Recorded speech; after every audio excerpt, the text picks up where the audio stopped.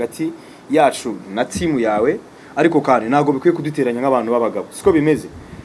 Abantu barashwana, abantu bagirana ibibazo, ariko kandi ntabwo kuguma muri line y'ikibazo ari byo bituma umuntu agera aho ashaka kugera. Niyo mpamvu twicaye na Rio Estate, Marshall Rio Estate, turaganira mbasaba imbabazi.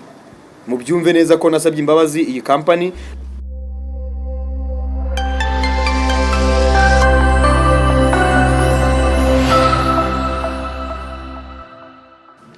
Ubwo igikorwa gikurikiyeho nyuma yo gusinya amasezerano, iki ni icyangombwa cy'ubutaka cy'ikibanza. Ikibanza ni mu mujyi wa Kigali, mu karere Gasabo.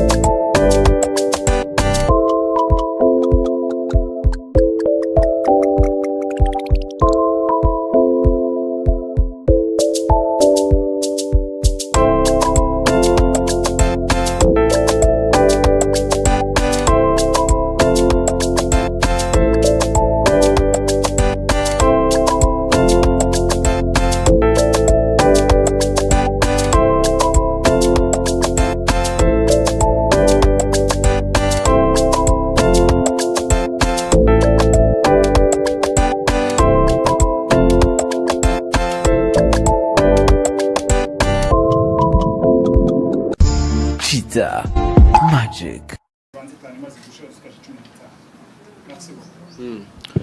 Nk'uko Kate abivuze, impamvu ya press conference y'uyu munsi no kugira ngo habeho imikoranire myiza ijyanye n'iyo n'ubundi Marshall Rio Estate yagize nka company ishyira ukuboko cyangwa se ishyigikira ibikorwa by'umuhanzi Yago Pondat. Ndetse murabyibuka ko ugaheruka gukora igitaramo Suwejo album launch cyabereye muri Kigali mu mpera z'umwaka ushize 2023. Turi bamwe nka company yari yateye inkunga, ndetse si byo gusa cyane ko ari na company yamwemereye impano bitewe n'urwego ahagazemo mu muziki w'u Rwanda, uburyo yazamutse mu gihe gito, mu gihe kitarenze umwaka ahita amurika album yanitabiriwe ku kigero gishimishije. Ariko mbere yuko dukomeza ijambo iryo ari ryo ryose, ndagira ngo bafatanyabikorwa abanyamakuru muri hano tubanze dukomere Yago amashyi ku bikorwa by'indashyikirwa amaze kugeraho mu muziki. Tumukomere amashyi.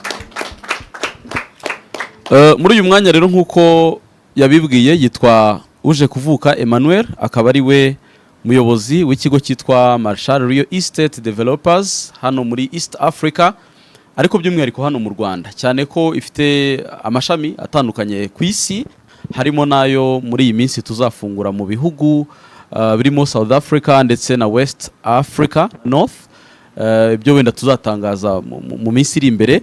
Nagira ngo umuyobozi mukuru w'ikigo adusobanurire ibijyanye n'uyu munsi, hanyuma tuze gukurikizaho gahunda. Amasezerano arahari Yago ari businye, ndetse n'umuyobozi ubwo ibijyanye n'ibyumvikanwe hagati y'impande zombi. Murabona ko byabaye companies, murabona ko Yago afite manager we Safari nawe arahari. Hanyuma haze kubaho gahunda yo gusinya amasezerano n'ikibanza yemerewe nacyo kize gutangwa ku mugaragaro imbere y'itangazamakuru. Umwanya ni w'umuyobozi. Murakoze cyane. Mbere na mbere ndagira ngo mbanze nshimire Yago nk'umuhanzi ku giti cye, nanashimire by'umwihariko itangazamakuru mwese muri hano. Mwagize neza kuza kugira ngo dufatikanye muri iki gikorwa. Ngiye nk'uko nabibabwiye, nitwa Emmanuel uje kuvuka, nkaba ndi umuyobozi w'iyi company. Kubw'ijambo mfashe ni ukugira ngo by'umwihariko ku munsi nk'uyu tumurike cyangwa se dushyikirize impano Yago Pondat nk'umuhanzi y'ikibanza twamwemereye, ariko haniyongereho amasezerano mashya yo kuba ari brand ambassador wa Marshall Rio Estate nk'umuhanzi. Ibi rero umuntu ashobora kwibaza ngo twashingiye kuki duhitamo Yago Pondat. Ni bimwe mu byo tureba mu ntego za Marshall Rio Estate. Dushyize imbere cyane cyane guteza imbere urubyiruko, guteza imbere ubushobozi bw'abatoya kugira ngo twubake ejo hazaza. Yago rero n'umwe mu bahanzi bafite characters zigaragaza aho bavuye n'aho bageze uyu munsi mu gihe gishoboka gitoya, kandi nanone mu bahanzi babirivinga mu mbaraga zabo mu gukora cyane no kuba sosiyete mu by'ukuri imukurikira. Uyu munsi nivuga ngo kuri social media z'abahanzi Yago niba competitinga mu gukurikirwa cyane kuri social media ziwe zimwe na zimwe, izi ni zimwe mu mpamvu nka company aya mahirwe tuvuga ngo tuyabone mu gukorana nawe yagire mu gukorana natwe. Ikindi kiri bukurikireho mu gutoza nanone umuco wo gufasha mu banyarwanda, twahisemo nka Yago kuba yaba brand ambassador w'ibikorwa dufite muri Marshall Estate byo gufasha abaturage batishoboye mu gihugu cyacu cy'u Rwanda, aho uyu munsi turi bumurike inyubako twubakiye umwe mu baturage batishoboye mu karere ka Bugesera. Abo bose tubahitamo tubifatikanyije n'inzego zitandukanye, akarere ka Bugesera, umurenge, akagari. Icyo nacyo ni kimwe mu bikorwa turi bumurike, ariko nanone tumurikira abanyarwanda ese Marshall Estate trends cyangwa se ibidasanzwe ubudasa ifite itandukaniyeho n'andi makampani n'ubuhe. Ubu uyu munsi ibyo dukora bijyanye no kubaka, kugurisha amazu, kugurisha ibibanza ni ibintu biri common, abanyarwanda bamaze kubimenya, ariko nk'agashya k'umunsi umunyarwanda ashobora kwitega nuko ubu muri Marshall Estate dufite product yo kugurisha ibibanza umuntu akaba ashobora kwishyura muri installment. Sinzi niba abantu babyumva neza, kugura ikibanza ukakishyura muri installment. Ni ukuvuga ko uyu munsi uraza muri Marshall Estate ugasinya contract, tukaguha ikibanza, niba ikibanza gihagaze $5,000,000 ukishyura $1,1,500,000, andi mafaranga asigaye ukazajya uyishyura mu gihe buri kwezi mu gihe cy'amezi 10 mu gihe cy'umwaka. Iyo rero ni product nshyashya ibayeho mu Rwanda, ni muri rwa rwego twavuze ko dushaka guteza imbere urubyiruko, abanyarwanda. Iyi ni product kenshi yagiye ibaho kuba umuntu ashobora kugura inzu cyangwa yagura ikibanza ariko akabicisha muri banki, ugafata banki ukayiha mortgage y'icyo kintu ugiye kugura, akaba ari ikugurira ubwo butaka cyangwa inyubako. Muri Marshall Estate rero iyo product uyu munsi turayilaunchize ku mugaragaro, hari amasite tugiye gushyira hanze uhereye uyu munsi, nyine abantu baraza kugenda babireba, aho ushobora kuza kugura ikibanza ukakishyura mu byiciro. Hari n'indi product tumaranye iminsi nayo twagiye tuyivugaho, ibibanza biri affordable, aho kuva kuri $2,800,000 ushobora kugura ikibanza. Iyi product yo irimo n'amahirwe kuba iyo umuntu aguze ikibanza ahabwa card, ahabwa ikarita igaragaza ikibanza aguze na code imuranga nk'umukiriya. Iyo abantu bose baguze muri iyo site, tuvuge niba harimo ibibanza 100 bamaze kugura, hari ikibanza kimwe kiba gisigaye nimero 3, nuvuga ko ibibanza 100 rimwe kabiri, ikibanza cya gatatu ariyo nimero 3 iteka muri izo site kiba kigomba kuzatsindirwa n'umunyamahirwe umwe. Ababikurikiranye kuri Radio Rwanda barabibonye naho kuri Chita Magic no kuri YouTube channel zacu, ayo makadi y'abantu 100 baguze ibibanza turayafata tukayashyira mu mashini, imashini kayakaraga, umuntu umwe upfutse mu isura agakuramo kadi imwe tukayishyira hejuru, namba yatsinze mu bantu 100 baguze ibibanza, uwo muntu aba ari umunyamahirwe watsindiye ikibanza muri iyo site. Ibi ni bimwe mu kongerera ubushobozi abantu bakeneye gutura twubaka u Rwanda rw'ejo hazaza. Ndashimira cyane inzego z'umutekano, ndashimira leta y'u Rwanda. Ahari amahoro haba ibyiza, ahari umutekano iterambere ririhuta. Niyo mpamvu ubona dukataje imbere mu iterambere, dusigasira ibyagezweho kugira ngo nk'urubyiruko turebe target cyangwa se turebe future y'igihugu cyacu mu gihe kizaza. Ibindi ku bijyanye n'itangazamakuru, ni abantu dukorana hafi, ni abantu bahora hafi ya Marshall Estate, ni abantu bazahora hafi ya brand ambassador wacu nka Yago nk'umuhanzi mushya ugiye gusinyana natwe amasezerano. Ndabizeza ubufatanye, ndabizeza gukorana bya hafi. Ubushize twatangaje ko tugiye gushyiraho site umunyamakuru azageza kuguramo ikibanza, agahabwa ikibanza ku giciro gitandukanye n'icyundi muntu wari we wese. Ariko icyo gihe dufite ibyo tuzashingiraho, komite yanyu nk'abanyamakuru dufite icyo tuzabasaba kugira ngo tugire proof igaragaza ko uwo muntu ari umunyamakuru koko, tumukorere discount. Iyi discount nayibasobanura impamvu tuzayikora, nuko mu buryo bumwe cyangwa ubundi Marshall Estate bakeneye kandi nimwe mukora kwamamaza ibikorwa byacu bya buri munsi. Icyo rero discount dukora ni nk'ikiguzi kuri service muduha. Ibyo rero hari n'izindi project zihari. Abamotari ndabakangurira ko dufite Motar Estate, aho tuzajya duhereza abamotari ibibanza biri affordable n'amazu ari affordable ku bushobozi bwabo, kuko ni bamwe mu bantu twasanze bafite contribution ishoboka cyangwa ikenewe mu byo dukora. Ni byinshi rero ubu ndibaza igikorwa twagitangira, bari buze kuba bafite ikibazo baraza kubona umwanya tubasobanurire. Murakoze. sesiyo y'ibibazo iraza kuza nyuma ushobora gusinya amasezerano.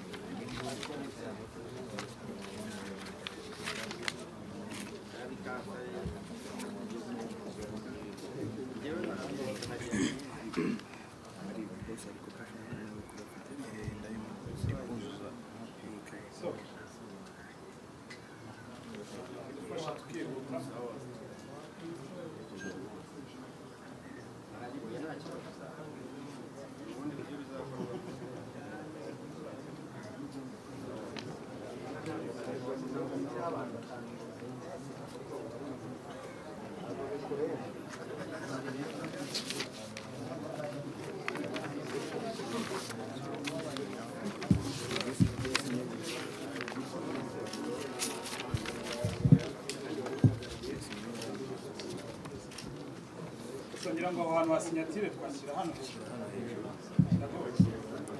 basinyira hano kugira ngo wenda signature ni ikintu gikomeye.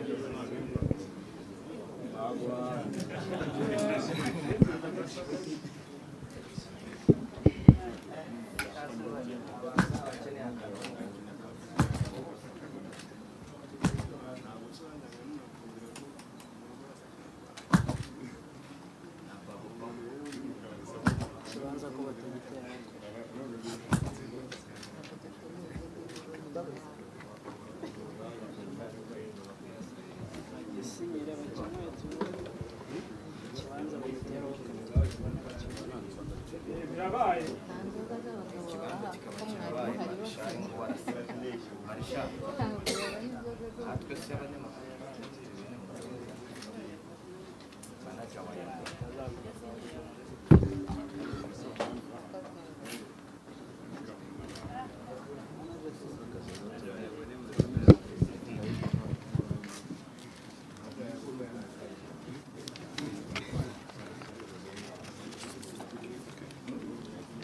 ubwo igikorwa gikurikiyeho nyuma yo gusinya amasezerano, iki ni icyangombwa cy'ubutaka cy'ikibanza. Ikibanza ni mu mujyi wa Kigali, mu kahe karere? Gasabo.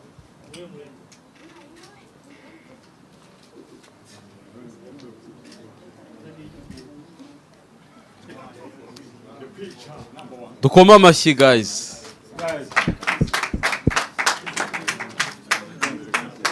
abantu mutakomeze nuko mutisha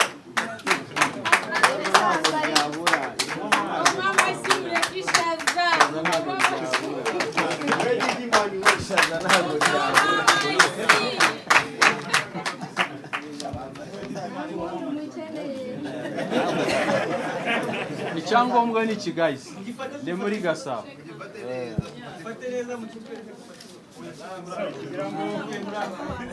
urakeka ko badutuburiye se? Niba badutuburiye ndabivugaho mu kanya mu gihe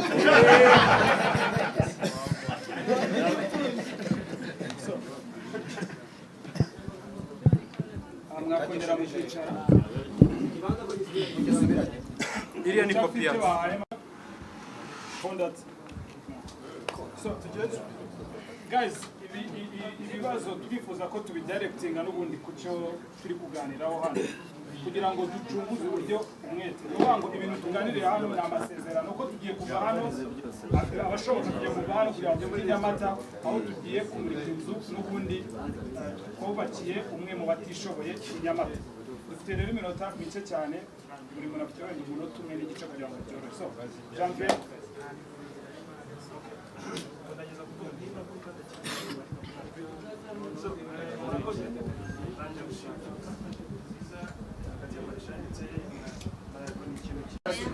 Ikibazo cya mbere Janvier yabajije ni agaciro k'ikibanza na square meter gifite naho giherereye.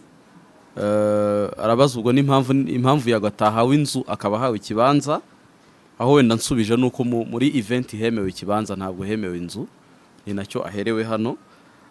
Ariko umuyobozi arakivugaho. Ikibazo cya kabiri wabajije Yago impamvu yemeye kuba brand ambassador niba bidaturutse ku gitutu cy'ibyavuzwe kuri social media we yanditse. Icya gatatu arabaza icyo gikorwa cy'inzu amafaranga cyatwaye n'impamvu company yagiteguye.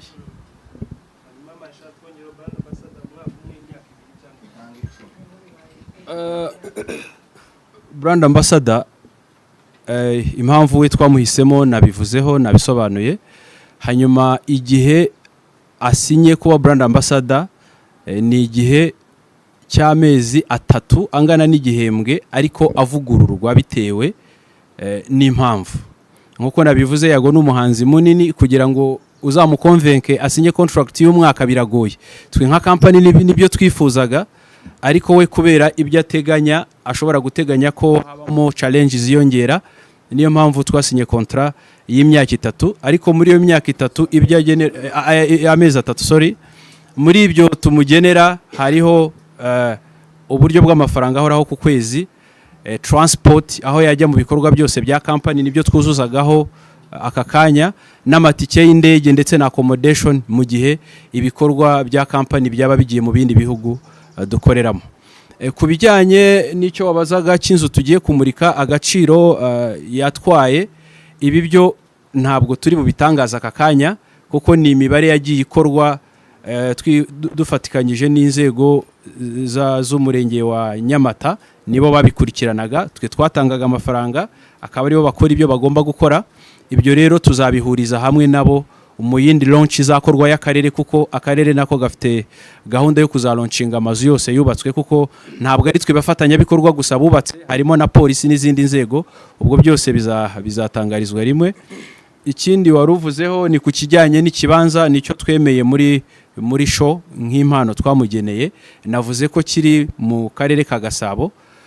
Izindi detail buriya zireba uwahawe impano na management yiwe. Gusa iyo umuntu atanga impano ihwanye na standard zo wabazaga ahantu hashobora kubakwa, kandi yarabisuye yabonye uko bimeze.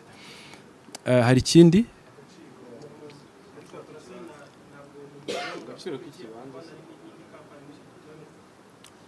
nicyo navuze, Yago uyu munsi ni brand ikomeye kandi nini, niyo mpamvu yanze ko aduha igihe kirekire gishobora gusubirwamo.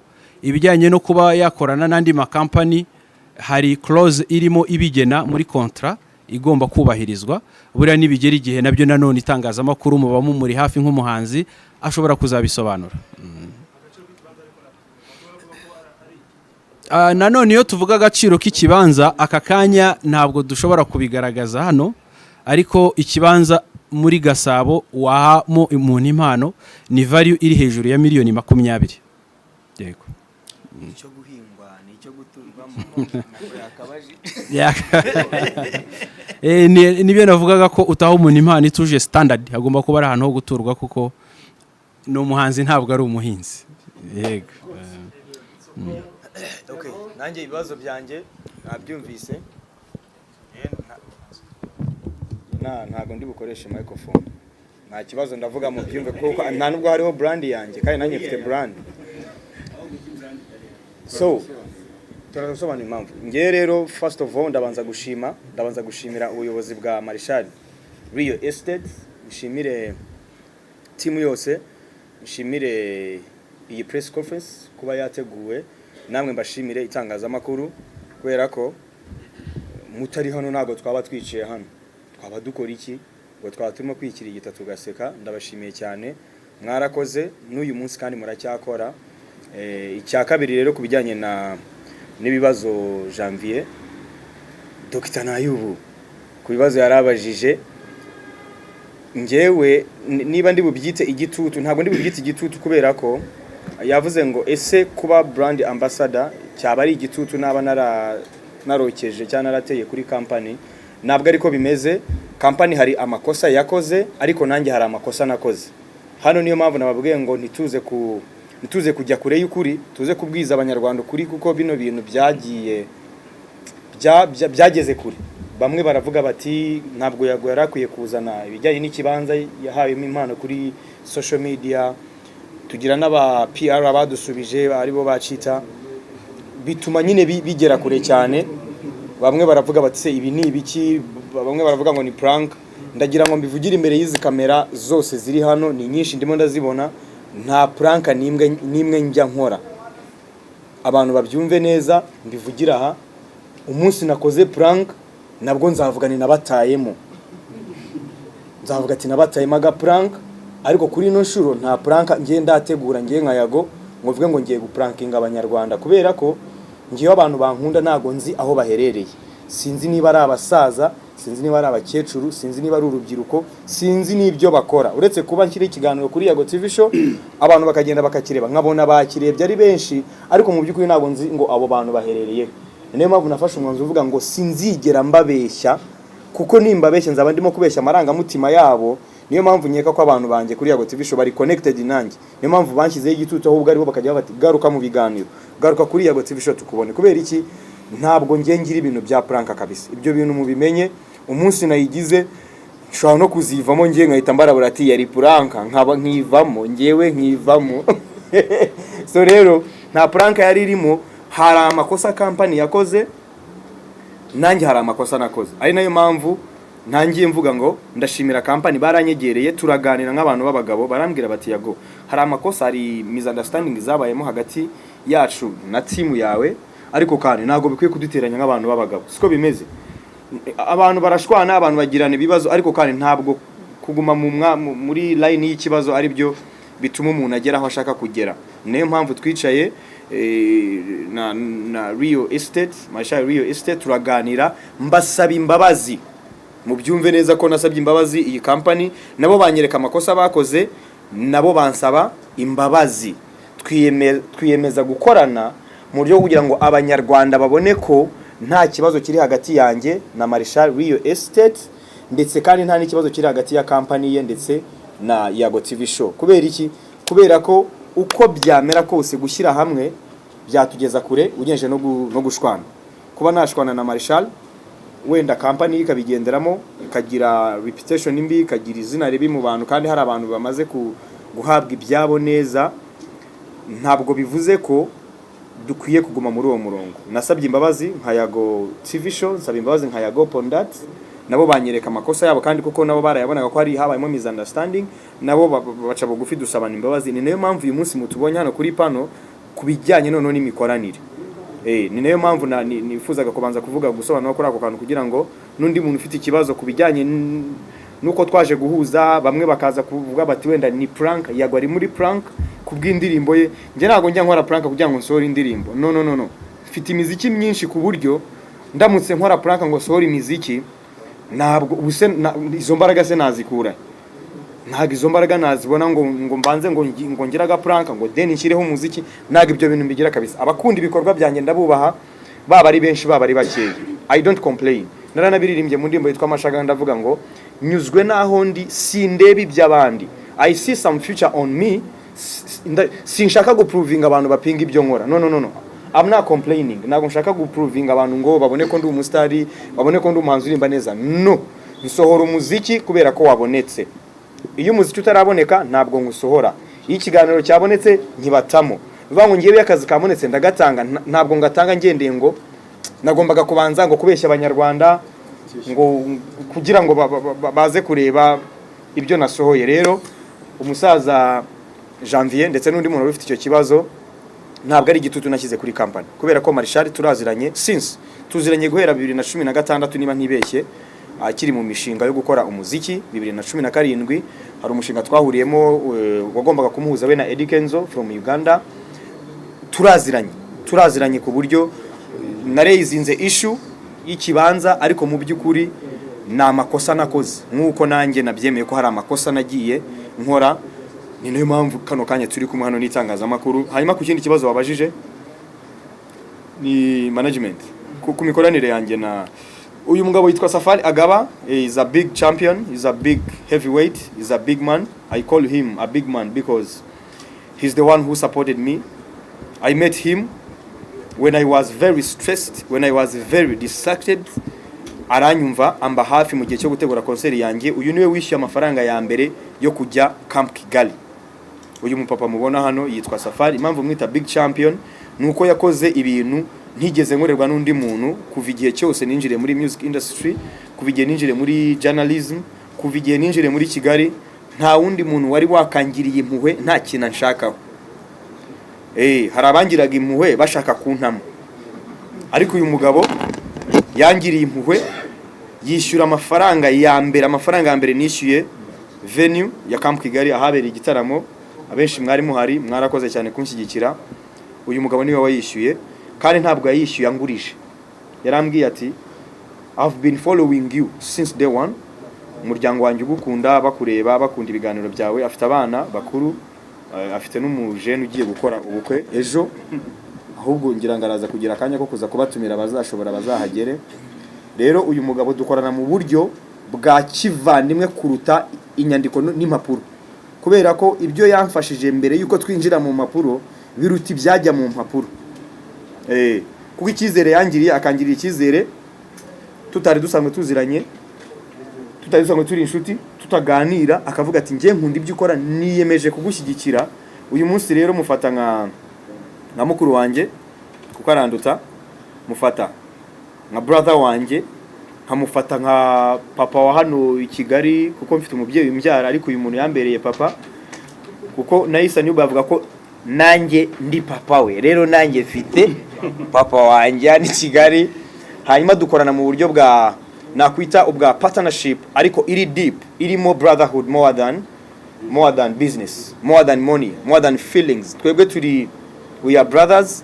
Niyo mpamvu ku kibazo Janvier yarambajije, araza kugira ibyo we yivugira. Ni umupapa mukuru, ni umupapa nubaha cyane ariko nanakunda. Araza kugira ibyo yivugira. Imikoranire yanjye nawe rero ni imikoranire ya brotherhood more than anything. So straight kuri we kugira ngo in a few minutes you can answer the question. Sure.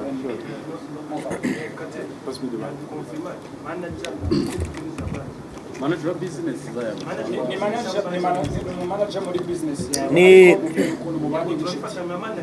okay, afite uyu mugabo afite company yitwa Saftech. Araza kubyivugira. Iyo company ishipinga ibintu kuva muri Canada no muri Amerika biza hano muri Afrika, by'umwihariko East Africa and West Africa. Hanyuma tukaba dufitanye imikoranire mu buryo bubiri. Nka Yago TV show hari ibyo aza kuvuga agomba gushora muri Yago TV show n'ibyo agomba kuyikoramo. Hakaba na Yago Pondat nk'umuhanzi kubijyanye n'ubushobozi bw'amafaranga, kubijyanye no gukora video, kubijyanye no kuvuga ngesha ku recording indirimbo ngamubwira ndashaka kujya kuyishutingira Dubai. Akavuga ati budget nangahe, ni ibihumbi 10 by'idolari cyane 15. Akareba niba muri budget nyine mu mafaranga ahari, akaba yayatanga. N'ubwo buryo, mu buryo bwa Yago Pondat n'uburyo bwa Yago TV show. Ibi ndaraza kubyivugira. Yeah, New manager. nje kugerageza kuvuga mu No, you Kinyarwanda. can even talk in English if you want to. Right, I will do it in Kinyarwanda, it's fine. So, Yago nkuko yabivuze is more than a friend. It's just a family. So we've been together for a while, and this is extending further than just a friendship. I'm a senior entrepreneur. Nabonye ari ngombwa kugira ngo namufashe mu byakora. Mfite company Saftech Canada. I'm based in Canada and USA. Mfite apartments in East Africa, shipping, local media, internal media, and external media. Yago Production is signing up. Impamvu twanze no gufata contract y'igihe kirekire. We're in partnership with the CBS, it is Canada Broadcasting Corporation. We're signing with Yago, twamaze signing nabo. We're going to be basically producing everything will be coming from the West basically. Ikinyarwanda kizakomeza kubaho, ariko ibiganiro byinshi bizaba biri mu Cyongereza kandi production iva muri Canada basically. Niyo mpamvu twanze gufata igihe kirekire kuko tutaranze amasezerano amwe, kandi umuntu ushaka gusigninga natwe azajya signinga na CBS. So ibindi tuzakomeza gufatanya, muzajya mumbona kenshi naho naba nahari, ariko umukeneye I'm here to advise him kuko ibyo mukora byose biganisha gushaka amafaranga nima nibeshye. ubwo urumva rero nimba bishaka uburyo bwo gushaka amafaranga mbuzi numva ari inshingano zanjye kumufasha kuko he's my brother, he's my family. hano impamvu batekereza wenda ko nayago yaba yarakoreshejwe mu buryo atazi cyangwa azi ariko mwavuga ntabwo nakoreshwa mu buryo ntazi kabisa. So straight to the point kugira ngo bize gukora. abantu bavuga iki mu gihe batekereza ko muri Chelsea crowd wenda na service zabo zitari nziza ariko mukagira ngo mumenyekane just kugira ngo Chitabye ngira ngo ibyo nabyo bibiri wahita ubigira.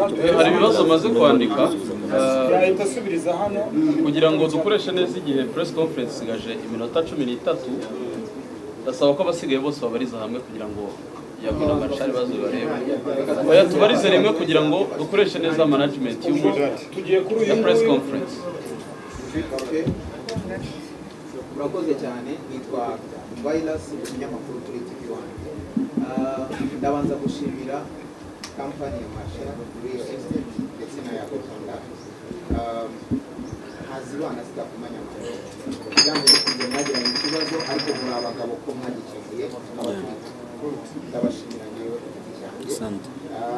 Hanyuma ikibazo cya mbere ndabaza mwagiranye amasezerano ariko aya masezerano mwavuze n'igihe azamara ariko mwigeze mutubwira byibura akayabo k'amafaranga ari muri aya masezerano nk'abakunzi ba Yago kugira ngo twishimire iyo successful yiwe. Icya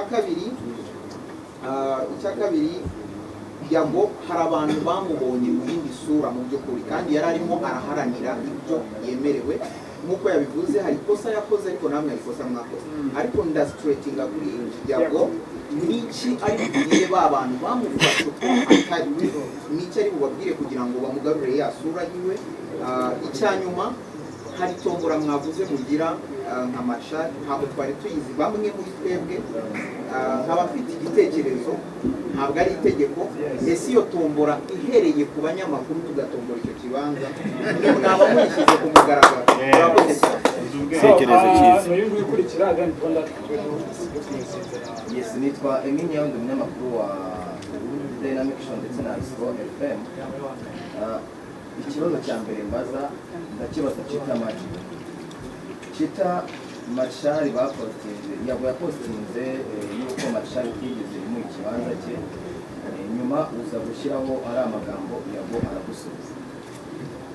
Uyu munsi nicaye hano yavuze ko nk'uko Patrick yavuze ari abantu batuburira uyu munsi nicaye hano muri kutubwira ko Yago ni brand ambassador wa company. Ese amasezerano aka kanya asinye nay'ikibanza mu muhanda ko nta yandi masezerano twabonye agaragaza ko icyo ngicyo reka ngisubize nta wundi rero wakomeza ibigaragara byo warurangaye habayeho gusinya amasezerano nka brand ambassador ashyikirizwa ikibanza nabyo wabibonye document zose manager yazigaragaje na hariya zirahari nukenera kuzerekwa zirahari sibyo.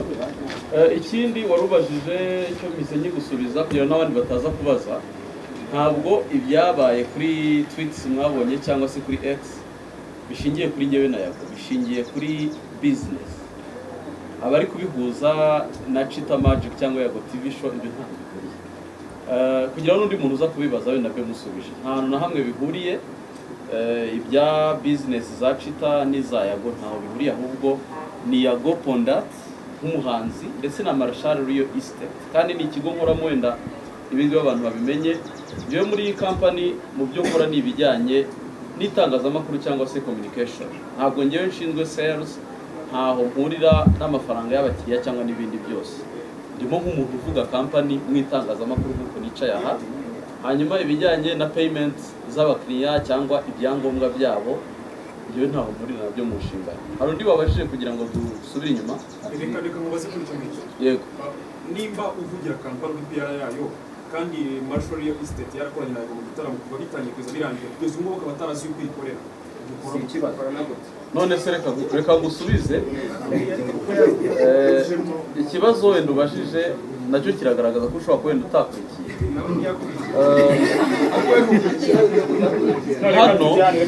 Hano company ya Marshall Real Estate ifite abakozi bagera hafi mu 10. Hari presentation yayo twigeze tubakorera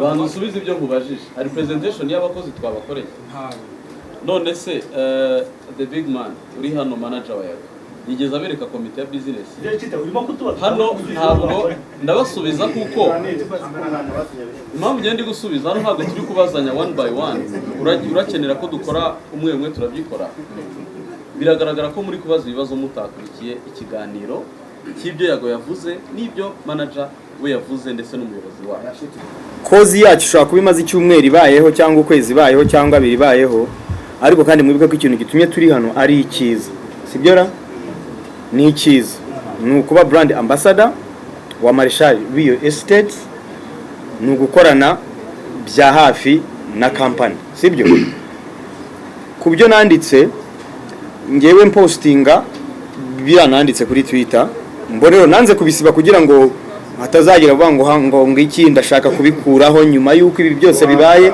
batavuga ngo twatimo duscaminga abantu sibyo kubijyanye n'ijambo yabivuze neza ijambo scam to scam hari igihe abantu baryumva mu buryo bwabo ushobora kuvuga ngo you are scamming people wowe ugahita wumva ko mvuze ngo uri muriba abantu cyangwa urimo uratuburira abantu ariko Marshall yabisobanura neza ko ushobora kugura ikintu online kuri website runaka barimo kukwereka ifoto cyakugera ugasanga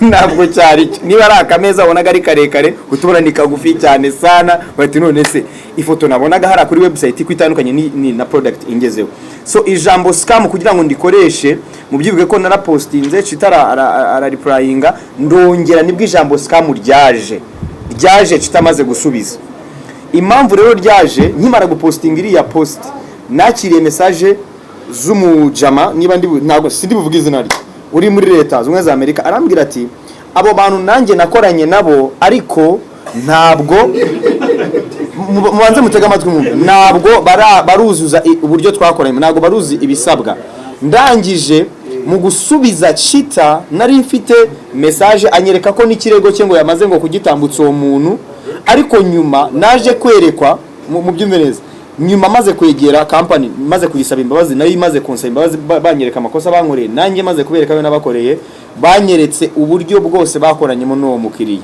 nza gusanga harimo gushaka kwitunira kuri company nuko nanjye nari nyituniyeho ntabwo ngo rero stop reality so impamvu ntasabye imbabazi nuko byari bitarakemuka sinari nagahawe ikibanza sinari nakagizwe brand ambassador bari bataranamo so rwose kandi turimo gukora ikiganiro twabivuze bose kamera ziri hano zikora kugira ngo bize kugera ku bantu benshi muri izi kamera yazisuzuguye umusaza ikibazo wabashije ikibazo bitwa virus kuri TV1 yego avuga ngo hari abantu bagufashe nabi bakunenze kubera abo bantu nibo ngiye gusobanurira rero ukuntu mwamfashe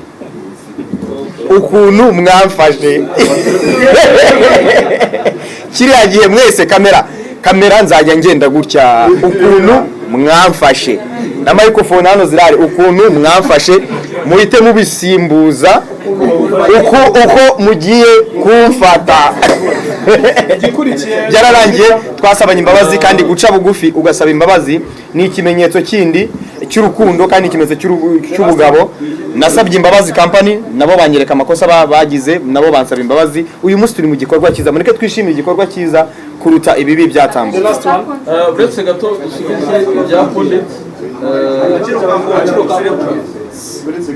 agaciro ka contract mu mafaranga iyo rero turi mu biganiro mbwirwaruhame 100% y'ibikubiye muri kontra ntabwo bigaragazwa ako kanya ni ukuvuga ko hari details zikurikiraho zishobora gukurikira kuko uyu munsi ntanga urugero niba Yago yasinyiye company ku madolari 30,000 ni urugero ndi kuvuga ngiye kuvuga urugero turaba tugiye gukanga wowe nitugushaka uduce nkaho Yago yaduciye kandi mutari ku rwego rumwe ibi rero ni ibanga ry'uwasinye na company yamusinyishije icyo gucesinga crowd dutanga tombora y'ikibanza icyo kintu cyo gucesinga crowd mwanyemera akaba n'icyo gisubiza n'uwakikoje reka mubisubirize rimwe ndaza kumwunganira kubera ko hari amakosa nge nateje kuki mubyirengagiza hari amakosa nge nateje atari buze kwirengagizwa ntaze kwirengagizwa kabisa. Reka dukurikizeho ibibazo bya Pundit kwamamaza indirimbo na kampani yiyamamaza. Rero kwishyuza impano nongere nkagaruke wenda hari ako ntari nasobanuye nk'uko nabibabwiye negereye kampani turaganira dusabana imbabazi kubera ko ntabwo numvaga nkwiye gusaba imbabazi ngiye nyine na kampani yagombaga gusaba imbabazi kubera ko hari amakosa yari yakoze.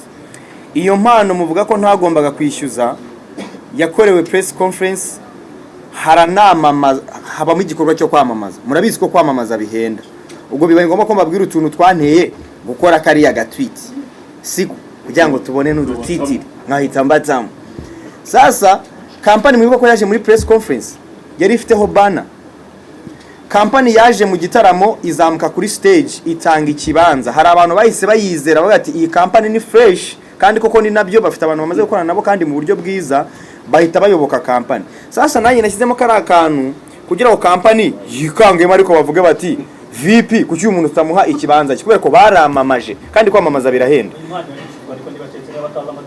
Impano kandi irishyuzwa ushobora gutata ariko yanka wamaye warayibaze.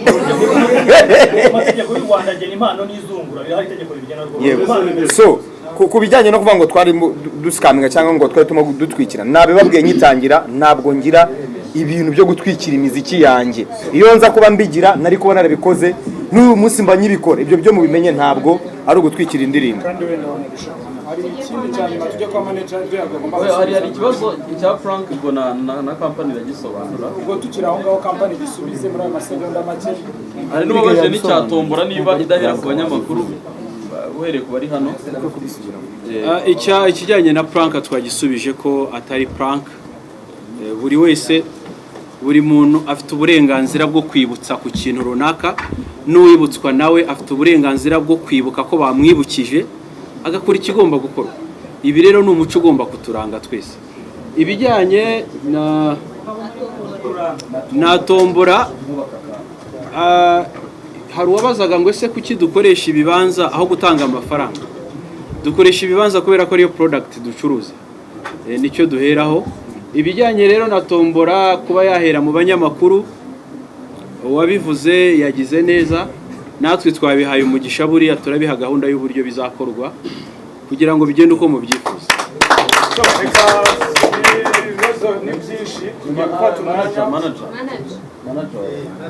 Ariko hari ikindi manager kubyo yagiye gusubiza n'ibyo bamubajije nibyo bindi twavugaga ko abantu bose bari hano ni abantu bize. Ubundi imigabo n'imigambi y'umuntu muri business aba ari politique intérieure mu buzima bwe ni politique. Iyo mubwiye ngo abye expose ni nkaho umubwiye ngo meni ibanga. It's okay ndabivugaho. Icyo nshaka kubabwira nuko ufite abakozi bagera 200 mu bihugu bitandukanye.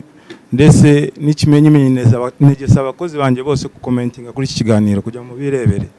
Nukuvuga icyo nshaka kubabwira ntabwo ari ngombwa ku kintu cyikorera. Ushobora gushaka umuntu ugufasha kandi ntabwo ari ngombwa nimba ufite umukozi ukoropa kujya gukoropa kumenya gukoropa. Dufite fund CBC iri kwa proving amafaranga byibuze ageje $500 by'amadolari kuri production.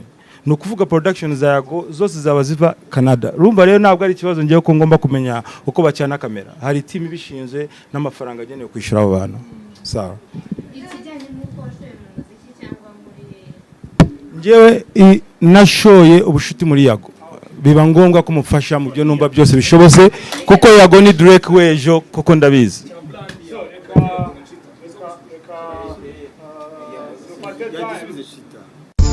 Cheetah Magic.